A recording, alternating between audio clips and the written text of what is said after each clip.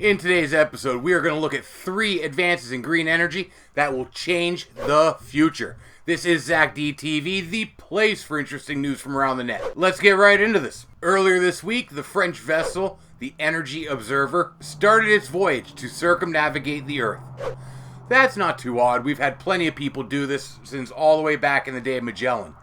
This one, however, will do it on 100% renewable energies. There will be no stops for fuel. It doesn't even carry gas. The ship runs on solar power, wind energy, and hydrogen overnight. It actually produces its own hydrogen from the seawater, using the standard practice of electrolysis. It's also equipped with a sail or a kite that helps drag it through the water, and when it's being dragged, the propeller is even set up to be able to be spun by going through the water and generate electricity. It seems to me like they have all their bases covered. Now, this boat does definitely look like something out of the future.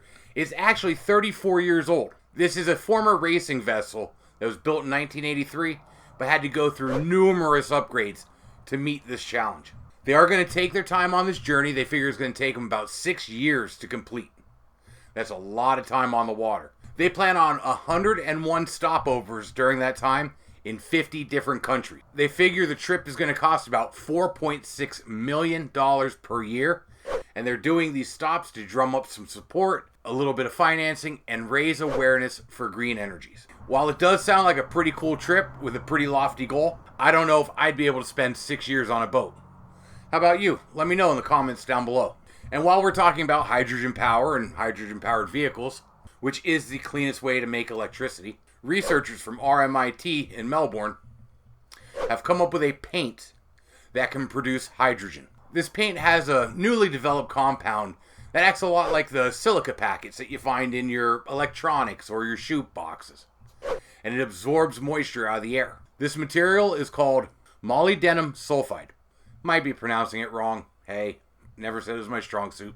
Which works as a semiconductor to split water molecules into hydrogen and oxygen. Dr. Torben Deneke said, "We found that mixing the compound with titanium oxide particles leads to a sunlight-absorbing paint that produces hydrogen fuel from solar energy and moist air. Since white paint already contains titanium oxide, they just have to mix this new chemical in with normal white paint, and they have a hydrogen-producing paint that can be painted on any wall." Now, this is a big step. We currently produce hydrogen in mass volumes, and it's actually the most common element in the universe. However, when we produce it to split the water molecules, we use electrolysis, which is extremely power consumptive. This needs nothing but sunlight and moisture.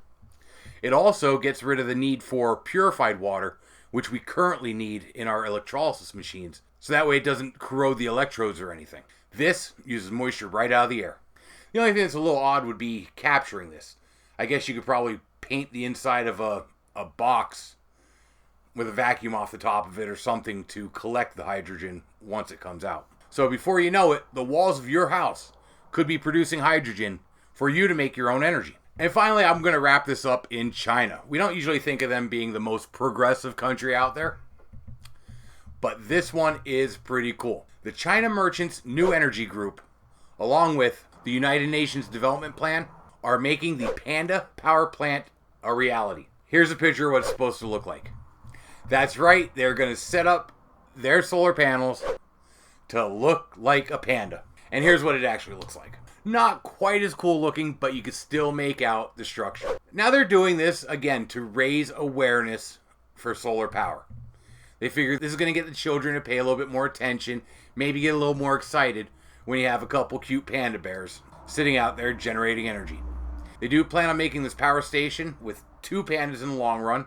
Here's an image of how that'll look. So yeah, it'll look pretty neat, and over its lifetime, it'll reduce CO2 emission by millions of tons and generate a whole lot of energy. And on that note, I'm going to wrap it up. Thanks for stopping in.